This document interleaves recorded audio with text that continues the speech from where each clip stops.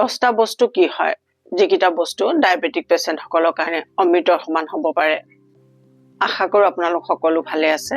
আজি আমি কথা পাতিম ডায়াবেটিছৰ ওপৰত। সকলোতকৈ বেছি স্প্ৰেড হোৱা অসুখ আজিকালি ডায়াবেটিছ।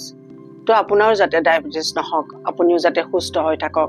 আৰু যদি আপোনাৰ ডায়াবেটিছ আছে তেতিয়াহ'লে কেইটামান বস্তু খাওক, আপুনি হেলদি হৈ থাকিব পাৰিব, আপোনাৰ ব্লাড চুগাৰ লেভেল কণ্ট্ৰলত আপুনি ৰাখিব পাৰিব।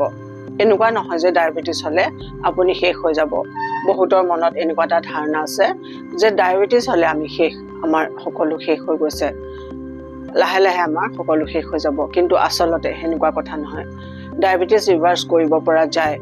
আৰু যদি আপোনাৰ ডায়াবেটিছ হৈ আছে কেইবা বছৰৰ পৰা আৰু যদি আৰম্ভ হৈছে, তথাপিও আপুনি আপোনাৰ আহাৰত কিছু বস্তু এড কৰি, আপোনাৰ লাইফষ্টাইলত কিছু বস্তু এড কৰি আপোনাৰ ব্লাড চুগাৰ লেভেল আপুনি কণ্ট্ৰলত ৰাখিব পাৰে।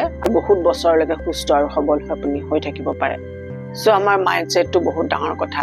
আপুনি যেনেকৈ মাইণ্ডছেট বনাই ল'ব আপোনাৰ শৰীৰটোৱে তেনেকৈ কাম কৰিব। যিয়ে হওক, যিয়ে অসুখে হওক, আপুনি এইটো চিন্তা কৰিব লাগিব যে মই সুস্থ হৈ উঠিম। একো ডাঙৰ কথা নহয়। নেচাৰোপেথিয়ে আজিকালি ডাঙৰ ডাঙৰ অসুখ ঠিক কৰি আছে। যে অসুখ হ'লে যে আপোনাৰ গোটেই পৃথিৱী শেষ হৈ যাব সেনেকুৱা কথা নহয়। আপুনি খালি অলপ সাৱধান হ'ব লাগিব। সাৱধানতাৰে কিছু কাম কৰিলে আপুনি সুস্থ হ'ব পাৰিব। যিকেইটা বস্তুৰ কথা ক'ম আজি, সেই বস্তুকেইটা আপুনি যদি আপোনাৰ আহাৰত এড কৰে, এই বস্তুকেইটাই আপোনাৰ শৰীৰত অমৃতৰ নিচিনা কাম কৰিব।